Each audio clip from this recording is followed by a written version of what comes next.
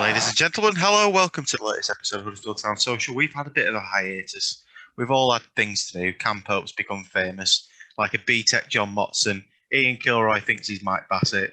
And everyone else has just been trying to, go shopping whilst we're all in Tier 3. My name's Greg Marah, joining me as ever are Cameron Pope, Ian Kilroy, and the two Ks have returned once again. Tony Soprano there in Kaye, and a lovely view of the John Smith Stadium, courtesy of Andy Kaye on Zoom. Hope you're all well, gents. We'll get straight into it because we've had an interesting couple of weeks, from the highs of smashing Wednesday 2-0 at home to the lows of watching Junior Stanislas run through a bunch of kids like a hot knife through butter, really, as we saw yesterday. And we'll start off with yesterday's 5-0 defeat against Bournemouth, which, as soon as the teams came out, seemed to be a throwaway game. And what transpired was probably not worth the money that was paid on iFollow, but I'm sure that the full house down in Bournemouth quite enjoyed that. That just made it more sickening, if anything. And I don't know about you lads. I mean, these days are probably nearer for me than they are for the rest of you. But if you remember back to being at school, when you played in the playground, you were in year 3 or year 4, and you get the big year 6s coming down with the ball and pinch the ball off you. When I saw Junior Stanislas running through us for that 4th goal yesterday, that's exactly what I was reminded of. It really was. It was literally men against boys. And what happened yesterday was horrible viewing for those of us who stuck it out. It shouldn't have been allowed to happen in the first place, and it can't be allowed to happen again. And I know that I imagine we're going to have quite polemic views on this. I think they might be quite polar. I've had a lot of time to think about what we saw yesterday last night, most of it through that dire Manchester City Man United game that was just every bit as bad and poor to watch for all the other reasons. So I'm not going to beat about the bush. I want to get straight into it. And this might perhaps not sit in line with others' views. I've seen a lot on social media about how Carlos has dropped one. Trying not to drop a swear word 30 seconds into my first rant of the episode, but I don't lay the blame at his door for what happened yesterday. I think that as soon as Josh Koroma went down injured against Wednesday, that's when our look changed. And I wondered then, when it happened in midweek, I wondered, right, I think this is going to be bigger than a lot of people were worried about at the time. I thought that, not blasé, but I thought the fan base, I don't know if anyone really, or the majority really cottoned on to how big of a miss he would be. He's the form player at the moment, and he is our outlet. He's turned provider in recent weeks. He's scored goals in recent weeks. So when he went down, it was always going to be, right, this is going to be one of the biggest games of this month. How are we going to cope? How are we going to take the game to them? And when we went behind early, it was even more apparent that we were going to have to go out and play. We don't have the backup. Okay, and this episode is called 5 Strikers, and I think that's a perfectly suitable and apt title, because we didn't have anything in reserve. Okay, you looked at the team sheet and you did scratch your head and wonder. But I don't blame that on Carlos Corberán. I don't think he has the raw materials at his disposal to execute a plan B. And so, do you know what? I think some will call it throwing it. Some, as I've heard say quite astutely, it's just picking your battles. And I think he knew that what he had available to him wasn't really enough to match up to Bournemouth. And so when we were 3-0 down at half-time, despite having not played terribly, just gifted them 2 goals, we had more shots on goal than them in the whole first half. He thought, right, we've got Coventry midweek. That's a winnable game. I could throw, the likes of Fraser Campbell on and chase this and maybe come away with a 3-1 loss. Or I can look ahead, I can blood some young players and give them a bit of first-team experience in a game that is essentially now a dead rubber. And so, I, for one, don't blame him for what happened. I blame, some on-field mistakes, but also the recruitment that has dogged us the whole season, given that we do not have a second string capable of coming on and filling the holes that we are suffering from now because of this crowded fixture schedule. I think if we properly invested in the summer, and if we backed up the positions that we already have in strength, we wouldn't have had to put out a second string team and a load of kids. Okay, I don't blame the kids for it, and I don't blame Carlos Corberán for it. Yeah, I think you're right, Cam.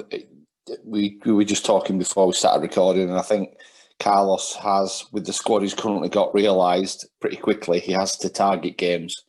I think he's realised we can't win every game with the current squad we've got. kind of football he plays that needs energy and needs fitness. You can't play 46 games or whatever we've got to play in that method. Or very few players can do that. And that's why we ended up with the selection yesterday. Chroma will be a big miss. I mean, the irony is when you look at the stats, which I did at the end of the game, we actually had more possession than Bournemouth yesterday. We had as many shots virtually as Bournemouth. So if you looked at the stats and then was asked to forecast the scoreline, I think you'd have been shocked at what it came out at. I think there were some positives in terms of getting them youngsters in the team yesterday. Chucking some young lads on and giving them a chance. The game was lost anyway. You've got to be careful that doesn't damage the confidence, of course. Young Diarra came on and I thought he looked lost. He looked like a boy. He looked like a year 3 playing against year 6s. Did young Diarra. So, that the irony is, the game was over. The second Naby Sarr gave the ball away to Lerma and they smashed the second in. That was game over, really. I was surprised with the half-time sub of Hamer.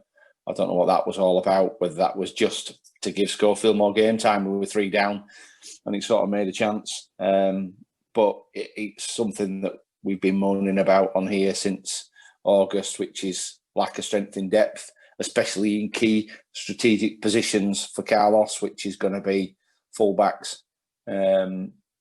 January can't come soon enough. I was looking at the fixtures that are coming up. We've got Coventry next game, which I assume is what Carlos was targeting. Then you've got Watford, Barnsley and Blackburn before the 1st of January. So, you look at that and there's 2 games you should be targeting to win in maybe 3. But then you've got Reading on the 2nd of Jan, FA Cup and Watford on the 16th of Jan. So if we're talking about targeting games, really he's got till the 20th of January to start to bring some more bodies in. So, let's fingers crossed Phil gets his wallet open and gives Carlos what he needs to make us substantially safe. Because I think that the one thing you have to give Carlos credit for, he's turned it round. I think on the last podcast, we were starting to panic a little. The form was horrendous. But out of the last 5, we've won 3 and actually looked pretty comfortable in those wins. So, it ain't all doom and gloom, is it? But yesterday was horrendous. And I think Carlos got away with it because there were no Town fans in the ground. I think if there'd have been 1,500 Town fans who travelled to Bournemouth and witnessed that, I think the backlash on social media might have been quite different. Yeah. As I told you before we started recording, lads, when I saw the team come out, I took the decision not to watch it because I've got shopping for kitchens to do, even more exciting than watching Town at Bournemouth. I don't mind Corberan making a mistake as long as he learns from them, and I think he did a similar thing in one of the previous away games and made big changes and we got stuffed. I think it was the Cardiff game. He's done the same thing again here yesterday, and that's the thing that I've got issue with. I've got no problem with him. We're clearly short of players. We clearly haven't got the strength in depth. But to make 6 changes from a team that did what it did to an absolutely bang average Sheffield Wednesday, that's the mistake for me.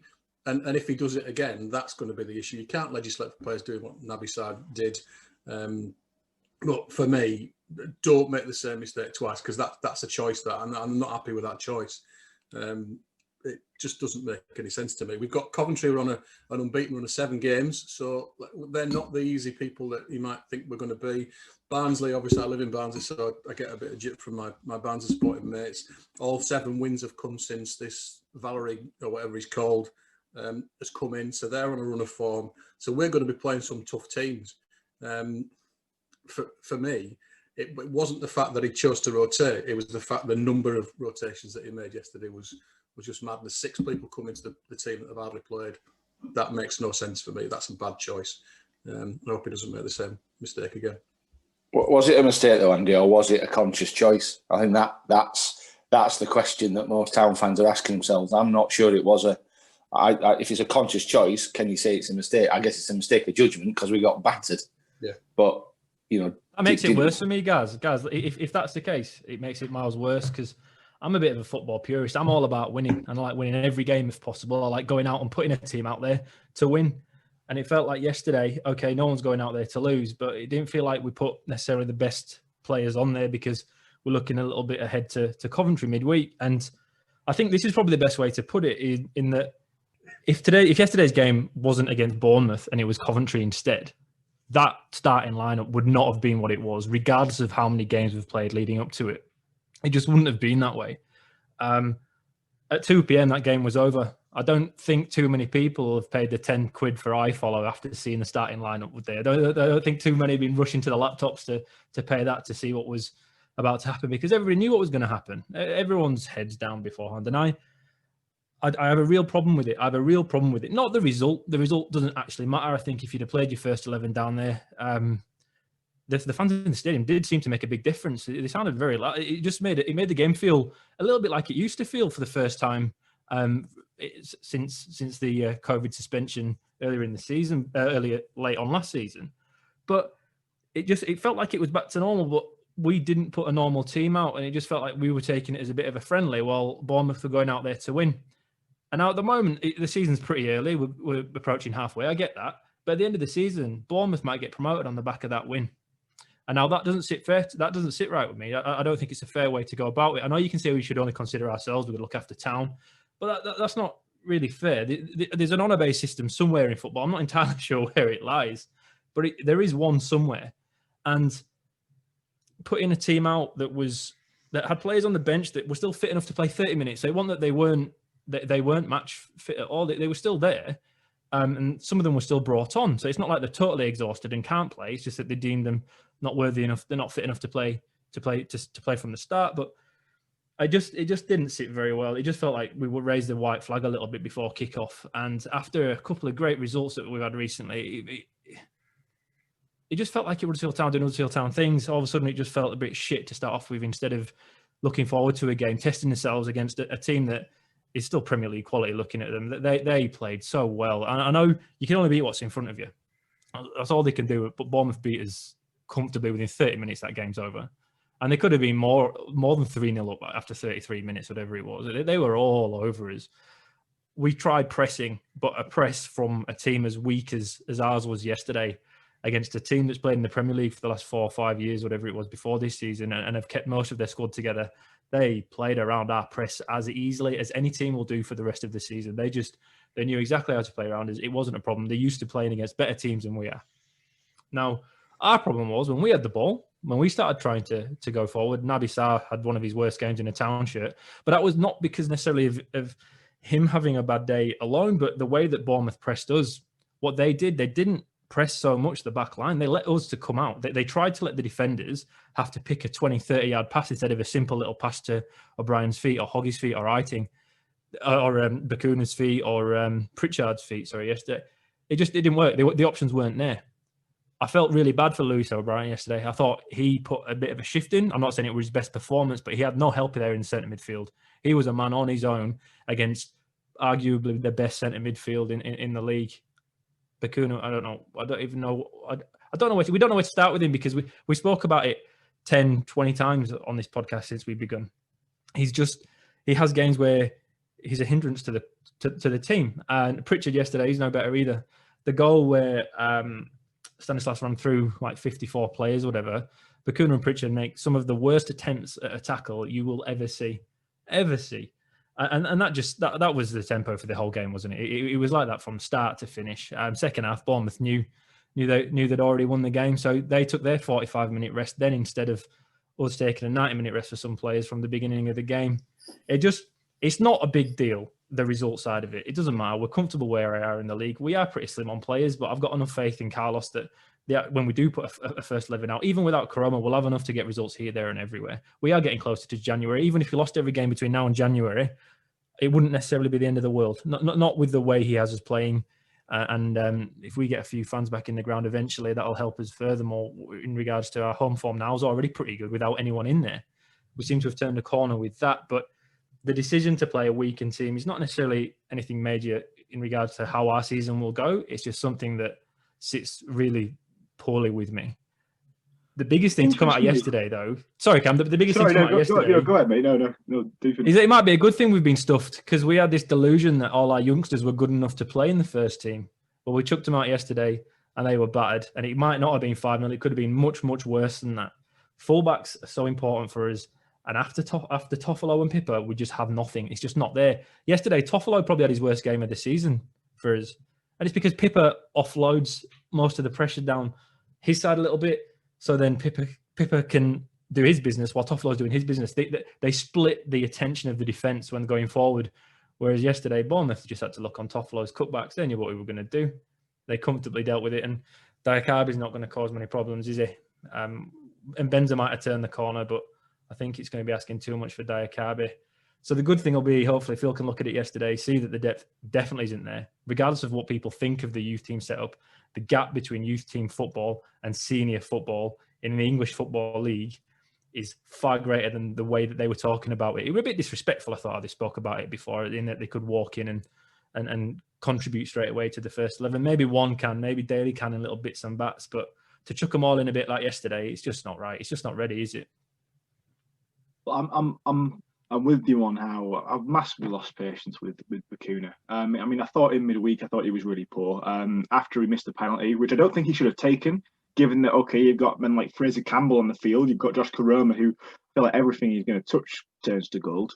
And yet he wanted it. He made a scene about having it, and then he missed it. He didn't even make a save out the goalkeeper, and then he looked like he couldn't be bothered. And it was just as well that Wednesday offered very, very little, because the pendulum of momentum swung so far back towards them in that second half. You know, at times I was thinking, right, this is like a 20-minute purple patch, and we need to be careful. He didn't look like he was arsed at the end of the game, and actually with 5 minutes to go, I was in the commentary box and I heard someone in the director's box in front of me shout, "Bacuna, which team are you playing for?" Because that was it looked like he just didn't want to be there.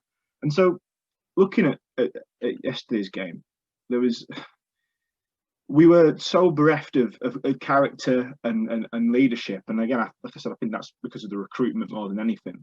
But the thing I guess I don't agree with is actually, it's a good point you make, Ian, about the fairness of the league and sporting integrity and needing to put your best team out. But if we think back to the promotion season, this reminds me of the game we played at St Andrews. I believe it was the penultimate game of the season, or the last game of the season. And me and my mate went down, and we looked at the. I remember we were in an Ibis hotel bar before the game at 2:00, and the teams came out, and we saw that Regan Booty was on the bench. I'm thinking, okay, he's like in the school year below me, and we were thinking, bloody hell, you know, what are we doing today? This is when we're meant to be going for it. And obviously Wagner got into some well-publicised trouble with the FA for not fielding what they deemed to be our strongest team. But that was a gamble that paid off, because then we were fresh coming into the Wednesday games in the playoffs, and it worked. And so for me, I didn't have a problem with that then, and that's why I don't have a problem with it now. I do personally think that we have a duty to ourselves. We weren't breaking any rules through that. And I think, look, okay, we have to do the best we can with what we've got, and what we've got is a meagre squad of players, not enough players to fill out a decent top half championship team, which is what we want to be. We want to be a top 30 club in England. We want to be that. If we want to be that, we have to look after ourselves. And, you know, okay, Bournemouth have got 5 easy goals off us, and that might annoy some teams up at the top. But for me, we have to focus on Huddersfield Town. And so, I don't know. I'm not sure. It's quite, you know, different to my societal views, and like, I'm all for community spirit. But in football, I don't know. I think we have to look after ourselves there. And so I don't know. How did you take the Wagner decision, say, to pick a game out? Do you think that's different in this context, Ian? Given that, say, it was we're looking ahead to the games that we can win when we have got maybe fitter players and, you know, a better chance of getting the 3 points. Didn't like it against Birmingham, Cam. Didn't like it then either. I think we've benefited from it twice now, or hopefully we do when we beat Coventry this week. But if we've benefited, if it had cost us twice, we look at it an entirely different way. And that's why you can't judge it until the end of the season. But if Bournemouth go up by a point, somebody misses out and then aren't successful in the playoffs, you could have cost the team 200 million. It's as crazy as that. And I know it sounds ridiculous talking about it at this point. And it isn't important to most people. I get that. It's just something that I can't lie and say that I like it. I've played in so many amateur football clubs, had a relegation battle, for example, and something like that had cost us our position in the league, then people's jobs could be at stake. It sounds absolutely crazy. I know it's making a mountain out of a molehill, but it's bigger to me anyway than just playing a less strong team because you've had quite a lot of games recently. It just felt like, to me, it went across the line of resting 1 or 2, which we did against Cardiff beforehand when we got stuff down there. It just felt, if I'd have been a fan going yesterday, if I'd have been at the stadium, again, if you'd have driven all the way down to Bournemouth for that, as Gaz said, the outcry would have been pretty loud. I don't know if I'd have even gone in, to be honest. Or I'd have stayed in the pub probably at that point, seeing that lineup. But look, it's a COVID season. I get it's different, and maybe I'm stepping over the line calling it out because of how crazy it is, in that there's so many games back to back at the moment, because it's a late start to the season. They still want to finish early enough in May next year. So with international breaks on Champions League football and UEFA League football and Europa League football and the Premier League, they seem to manage to play back to back 50, 60 games a season. Then they're flying all over Europe to go for their European games. And then they're going on to half of them play for South American football clubs or African clubs. So they're flying and doing a lot of travel, and they seem to manage it better than we've seemed to manage it with a smaller squad this season. And all we're doing is down to Bournemouth and back. I just didn't like it, Cam. It's probably me being pathetic. I get that. But we've benefited from it twice. So I think that's where our opinion on it might be centered, instead of what it could have been like if we'd have been on the receiving end of it. There's two things there for me. And one, Carlos clearly is a single-minded bloke. So he's got his own objective. He's going to work to his objective and try and deliver it. And he felt yesterday that was the best way. That brings an additional pressure, of course, because if you target games, then you have to win them. And that was, in fairness to Wagner, as you said, that when he did it at Birmingham, the outcome of that was a positive outcome. So that now puts more pressure on Carlos, because if you don't beat Barnsley and doesn't beat Coventry, people will question those decisions. But the other thing as well is, I thought actually we talked a lot about the fact we had a lot of kids play yesterday. But in that team there were some senior pros, and you just mentioned a couple in your rant in Diakabi and Pritchard, but you had Danny Ward in there. Diakabi was an £11 million player. You had Naby Starr, you had Ben Hamer, you had Harry Toffolo. Not one of those names played anywhere near what I would expect a senior player to play. They didn't set an example for the youngsters. I mean, Pritchard was completely anonymous. It was embarrassing, to be honest. And I know people probably think I was taking the piss, but honestly, 15 minutes second half, he touched the ball, and I thought, I forgot he was on. That's how bad Alex Pritchard was yesterday. So I think I can see your point, Ian. I think we shouldn't take any game lightly, but I think Carlos's mindset is such that he's single-minded. He's single-minded that he wants the best for Huddersfield Town, and he wants the best results for Huddersfield, and he's using what he's got at his disposal to do that. But I do think if the senior players had stepped up to the mark and we'd lost 2-0, then the outpouring today would be nothing like what it has been. Is it not also detrimental, though, to those young players who did come into the squad? Confidence? Because we always say, how do you blood in youngsters? And you look at certain clubs who do it a lot better than others. It's usually about bringing them on for the last 10, 15, 20 minutes when you're in a comfortable position, 1 or 2 goals up, just to give them a flavour of it. Chucking them in against a squad that is probably, along with Watford, going to go straight back up into the Premier League, and watching them effectively fail, it's not going to do as you said, Gaz. Diarra, again, people like him who just steps on an adult football pitch, let's say, call it like that, for the first time playing first team football. That's going to do him a disservice, really, for a player who's viewed as being potentially one of the future stars of Huddersfield Town. Well, I hope that, given Carlos Corberan's background in youth football, he's a young man himself, and he retired at 23, wanted to focus on his coaching, and so really he's got the experience of, say, a manager in his mid-40s now, if he'd retired at the standard mid-30s age. And he's done a lot of work, obviously, at Leeds and at other clubs in the youth systems. And so I would hope that he was a good manager of everyone, but particularly of young players. And so I think with the right guidance, and who knows what was said at half time, he probably warned them that Diarra and the likes that they were going to come on. Part of me does think, okay, that it's a horrible start to your senior career in the example of Diarra alone. But then again, you do need these lads to come on and have taste of first team football. It's all well and good putting them on the bus to go down to away games, and I think that's where the 9 substitutes rule will come in and be good. But they're only going to learn when they're on the field, and so I do hope. I want us to give credit to him, really, because he does know what he's doing with youth players, and it's my belief that he will have protected the young lads coming on, because apparently Schofield, he's played a few games now. Apparently that was an injury problem to Hamer at half time. The Bournemouth commentary team certainly said so, that they'd heard from town that it was. And so, that's what we're led to believe. And so I hope that I imagine that he's taken the proper steps to safeguard those players. Like, they won't have been held responsible for it. And so, okay, look, we don't know what he said behind closed doors and how he's broached the subject, and even how those young players took to it. I want to hope that in there, they've had some actual experience with, like, okay, look, we're going to lose this game. You're not to blame for that. You need to get out there so that when we do bring them on in future, they've had that under their belts, because you've got so many pros who just don't get that game time. And in front of fans as well, they were at a bit of a hostile atmosphere too.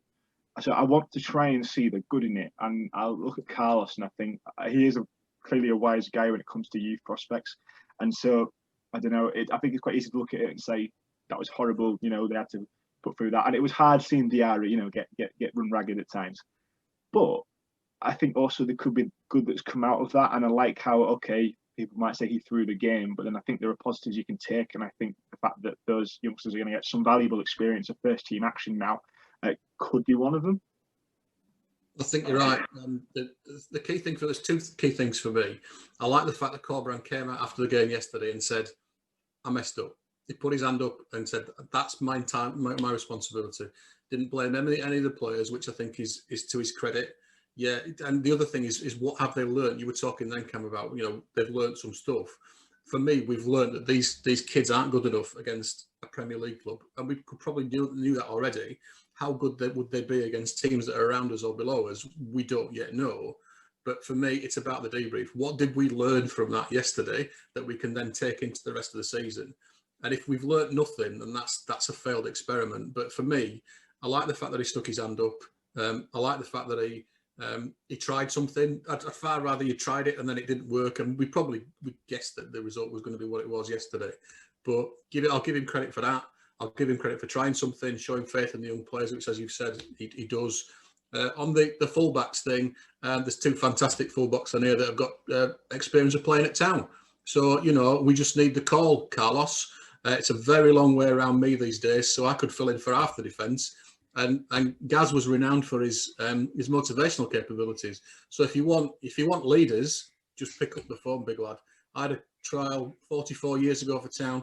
They never got back to me. As far as I'm concerned, door's still open, lads. Just come and take us. Hey, we might all be playing at this rate, Andy. If everyone's getting injured, I'll have to be flying back as well. Cam, where can you play? Because we're running out of players so quickly.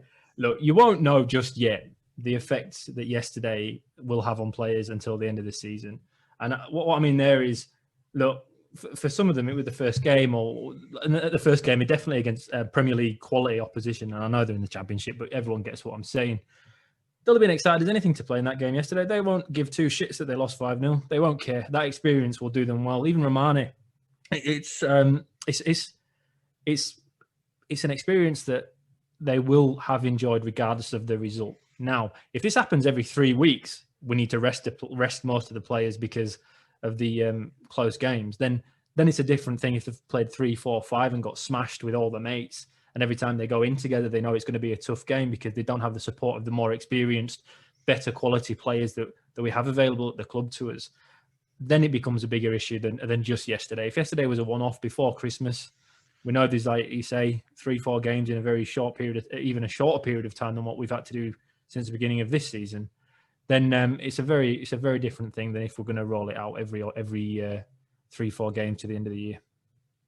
That's the one good thing is the next games come really quickly at the minute, don't they? So, come Tuesday, we've got another opportunity to shake this out of our system. We've seen in the last 4 or 5 games that we're showing a bit of bounce back ability, aren't we? We're winning the game 2-0, losing the game 3-0, and then winning the game 2-0, and so that's quite encouraging. And I think, let's be honest, by the top 3 or 4, the Championship this year is pretty mediocre. So I think that also gives us a bit of time and a bit of breathing space. And I'm with you. I think, listen, we'll comfortably stay up this year. I cannot envisage a scenario where we'll get dragged back into a relegation battle. I think we'll probably flirt around at some point, but I can't see us getting dragged back into that relegation battle at any point. But the advantage, is it a missed opportunity if the Championship is so mediocre? Carlos was an unknown quantity. you know, the style he's brought and what he's getting out of some pretty average players is been a surprise, let's be honest, to everybody on this podcast for sure. We all ummed and ahed whether we thought it was the right decision for a long time, didn't we? And the blokes really made us eat our words. So, you know, I'm quite happy to have a slice of humble pie. But you worry it might be a missed opportunity because you can't see the Championship being this week next year. That's probably why January is going to be quite key. And it just can't be decided over Orlando Arons, and I hope we're not still going down that path. Because what we have seen is somebody like Josh Garoma's kind of development. Ian's always been a fan, probably the first one, definitely on social media. You know, the president of the Josh Garoma fan club. Probably try and take him down under, won't you? Mike Bassett style, play 4-4-2, stick him out on the wing. But it'll be interesting to see what can be achieved in January, because there are going to have to be additions to this squad. We have seen our first taste of, as Cam would call him, Alex Baeo, who came on against Sheffield Wednesday. But that squad yesterday just wasn't good enough, and you know, we need to be firing on all cylinders, especially going into Wednesday night. Coventry are unbeaten in 5. It's going to be another tough game. Gaz is right, the division isn't that great, but I think my form and momentum is so key. You kind of look at the bottom clubs, teams like QPR and Millwall and Sheff Wednesday, just in free fall. We're all right, and if we can maintain that form, and I was hoping we'd maintain that form from Wednesday, from Tuesday night, because I think that victory over Sheff Wednesday was should have been 3 or 4, by the way. It's quite special. I think we need to touch a little bit more on it, because I've been saying for a while, as a player in Mbenza, beautiful free kick. Town played brilliantly for so long. If we can harness some of that over the Christmas period, and we do have now, after next Saturday, weekly games bar, I think, Blackburn, which is midweek. We've certainly got time to kind of build a squad, I say, for the second half of the season, don't we? I hope in terms of the schedule we may have weathered the storm now, as you put it, Greg. I hope that now, okay, we've got through the thickest part of it in terms of games. And okay, Christmas is always notoriously difficult for fixture congestion, but we've had that kind of Christmas feel for the whole of December and November, really. And so I hope you're right in that now, okay, we can pad it through for the next 3 weeks into January. It's January the 4th, I think, isn't it? The transfer window opens. I don't want to see the name Orlando Arons banded about. I really don't want to see that. Okay, and it's going to take far more than him to bulk out our squad. We need several through the door, as many as we needed, you know, in summer that we didn't get. Yeah, okay, there's some huge games coming up with Coventry in midweek, for example, and Barnsley. You know, these are winnable games, and so there's no reason we can't sort ourselves out. Then I hope this gamble pays off. Because I spoke to a good mate of mine after the game, and he said, and he was sort of against my point of view that okay, it was worth resting players, because he said, look, it means nothing if we don't win against Coventry, and he's absolutely right. Then, to be fair, so I hope now that we've got a bit of breathing space in terms of we should have more recovery time, and our squad shouldn't be quite as stretched, and it's come a bit of a merciful time, really, given just how congested our injury bench is. I hope now that it means, well, we see the best out of Ward. I think would be an important thing too, because we need someone to fill in for the goals that Karoma's not going to be scoring for a while.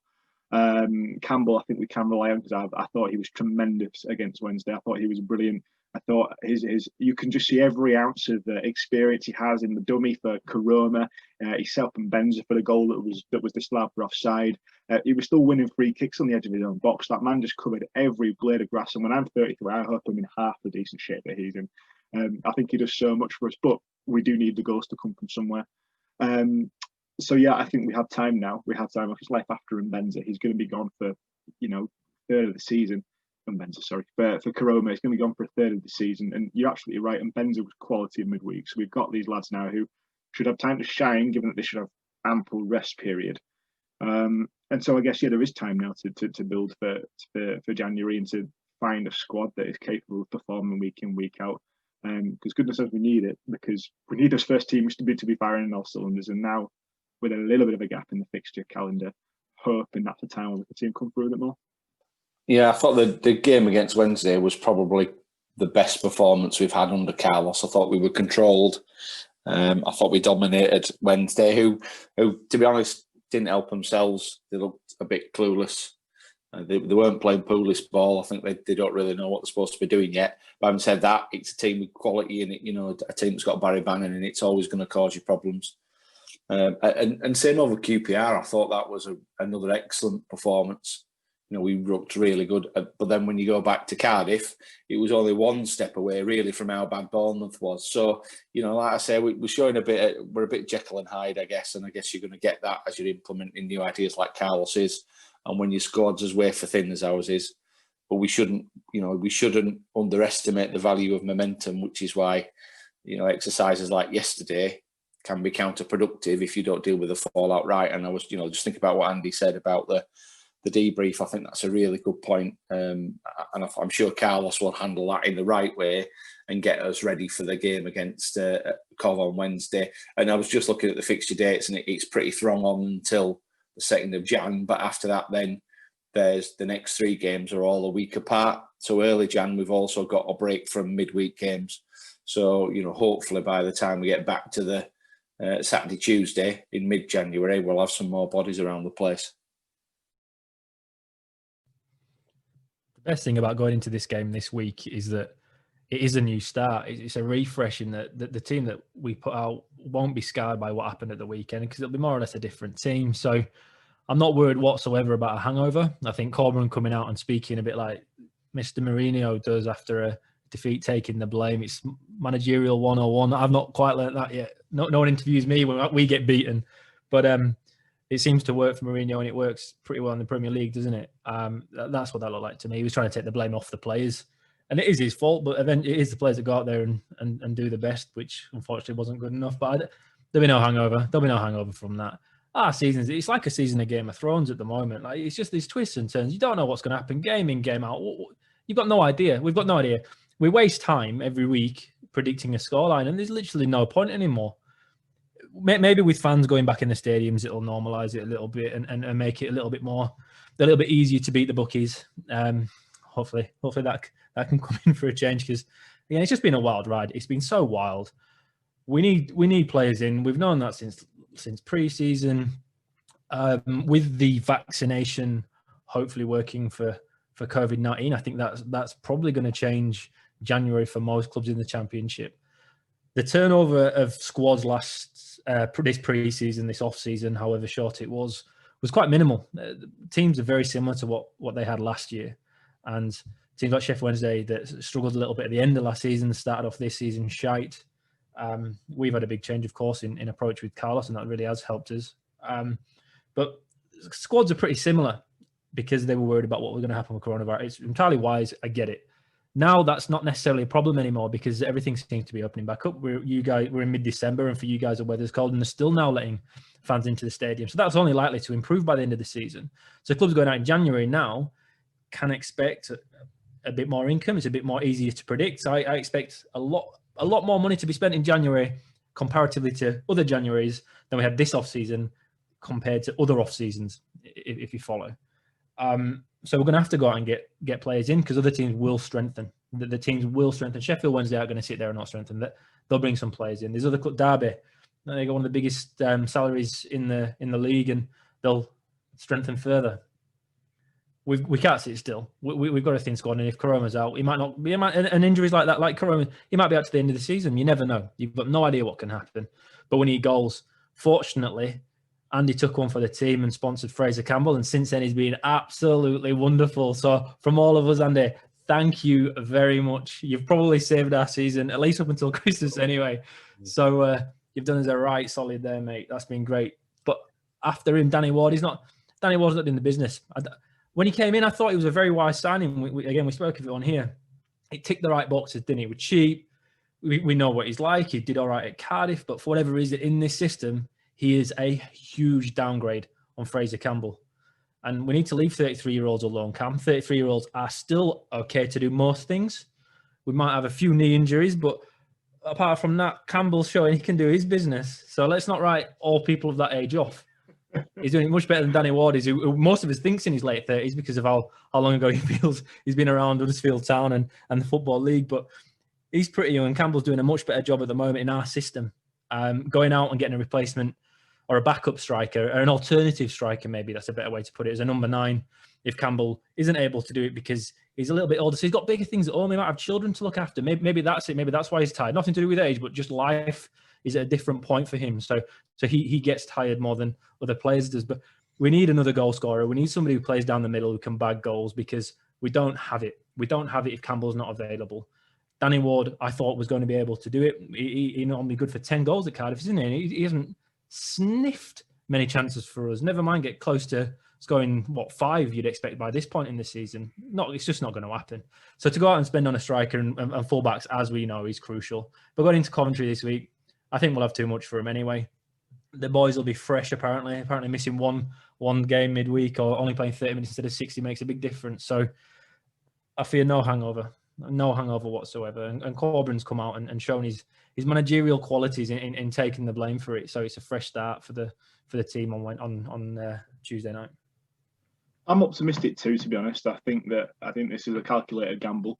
Okay, yeah, like you can never legislate for individual errors, and we don't know exactly what's going to happen because if we did, we'd be very rich people for having bet on Huddersfield Town every week, and we all know that is easier said than done. But I do think that look at the league position for one. I do think that we'll have more than them. I do think we'll have Fraser Campbell back in the side. I imagine that's why he didn't play. I do hope so. I look at it and I think, right, I feel all right about that. But I agree with what you said about Wardy. I think what he needs is just to get Leeds in the 4th round of the FA Cup. Because if you think when we brought John Stead back, it was a similar sort of story. He was like the first sort of town striker I grew to love when I was about 7-year-old, watching him banging him in Division 3, as it were. So when he came back, it was a terrible signing, but he scored against Leeds in the derby, and everyone loved him, and it was great. So Wardy needs a big Alan Lee against Arsenal moment, and then he's got Watford, Cam. He's got Watford coming up. He bagged a hattie against them last time. His last game for us before leaving, didn't he? Yes, so he did. There we go. I forgot about this. So that's the one. So I mean, I want to see him do well. We saw him hit the bar twice in 2 playoff finals, didn't we? So and God, that feels like an eternity ago. And so he was such a great servant at club. He had some happy years there. He's got a cracker against Bournemouth, ironically, in the playoff semis when we got to Old Trafford. And so I really want to see him succeed. But I was sceptical when we brought him in, and unfortunately, I would have loved to improve wrong, but unfortunately, that's ringing true at the moment. It's not working. I hope that once he gets off the mark, maybe it'll be a different story. But as for looking to the near future, I'm not overly worried about the Coventry game. I think they're Bournemouth are a classic club and they deserve to be in the Premier League because on that showing they've got too much quality. Same with Watford. Coventry is very different. It's a very different outfit, and so for me, I think given the way we have played in most weeks, because this was an anomalous result, I think again we should have too much for them. Well, I'm not sure you're going to see Warding anytime soon anyway to come and score us any more goals. He picked up yet another injury yesterday. I saw a very unkind comment on Twitter saying we should do with him like they do with racehorses that keep falling on, taking them outside, which I thought was a bit harsh. But it's a question. I was just thinking about the injuries, and is it? I guess it's a question for you lads. Really, are we? Is it bad luck or are we badly preparing? We seem to be having a lot of muscle tears and strains. It could be just a consequence of the big step up in the level of work that Carlos has putting these guys through on a daily, weekly basis. But we seem to get a lot of muscle tears, a lot of strains, and of course they're notoriously difficult, as Ian knows more than anybody. They're notoriously difficult to get back to full fitness. So what are we going to do about that? Because we can't just keep backfilling injury slots. That much I do know. Bring back John Eager. We didn't. Cryogenic chamber in at Canalside. Get them all stuck in there.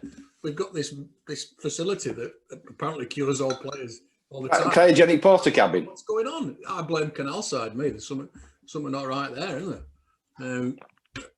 I think it's a consequence of a short pre-season or a load of work that's come over from the relatively late end up to the last one, and just to build up of games that they've.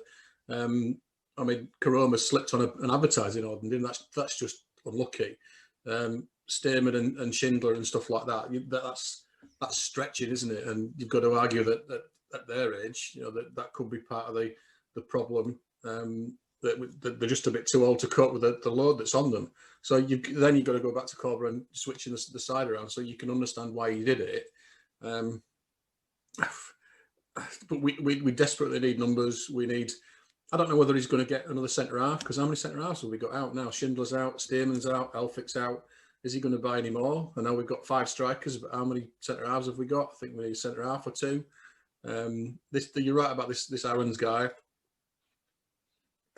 Who? Never heard of him. So I don't understand why we were in for him. But we need the spine of the team strengthening. This, I don't know how you pronounce his name, Bayeko or whatever he's called. Somebody's having me on with Bayeko. That's just a proper Yorkshire pronunciation of Bayeko, lad. Get this end forward. I'm not having that. But why wasn't he playing yesterday? Hogg's not in the team. He's his direct replacement. Why was he on the bench? Don't Carlos trust him?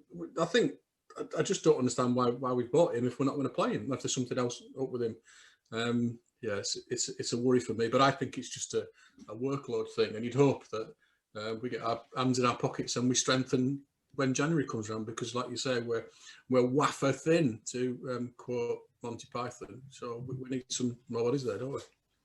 Oh, look, it's no coincidence for me, right, that all of a sudden we've started playing football from the back. We've started taking 70% possession every single game.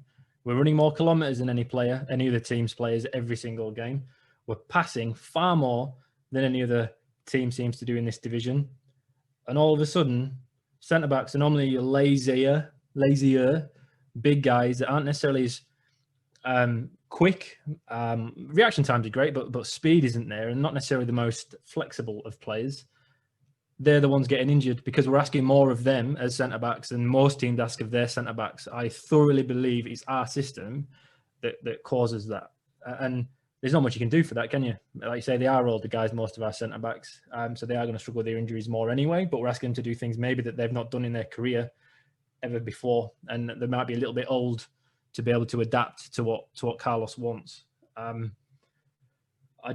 It's going to be a tough run to the end of the season. We need more centre-backs than most teams need because of, in my opinion, the system that we play and how much we expect them to be able to take the ball forward. Like Naby said, he gets the ball a lot and he's running through 15, 20 yards forward every time he gets it before he makes a terrible pass. But he makes the run anyway, and that's the part that helps, unfortunately, cause the injuries. And that's where we're struggling. But I have figured out what Danny Ward needs. I don't know if he's got a player sponsor, Andy, and it worked with Fraze. So can you just give the club a call and try and sort that out for us? Because Pops run dry on that, mate. COVID. No, I got a deal on Fraser. It's not buy one get one free. With Danny Ward and Fraser Campbell. It's not enough, Andy. You sound like a fan that leaves 80 minutes in, halfway up Kilnabank stairs, turning around, seeing what's done in the game, and having to run back in. We need more commitment in regards to. The only time I've ever done that is virtually on here, when that game, the Middlesbrough game that I left when they went 1-0 up, and I literally logged out and said, that's it, no chance, we're not going to win. And we ended up winning 3-2. And I couldn't log back in because my tradition is that once Town are doing okay when I'm doing what I'm doing, I can't then change it.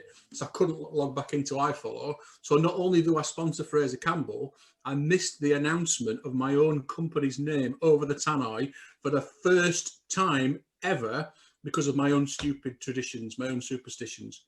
So I missed it. But thanks for the amount of goals he scores, Andy. It might be the last time as well, Andy. Yeah. They actually got it wrong. They announced it as Andy Kaye and not AKLD Training. So, I mean, we're one of the same thing. There's only me that works for my company. Yeah. But they got me an nice name wrong. Drop. Well done, mate. Well done. Yeah, bit of free advertising. Yeah, happy. We'll edit that out. I know.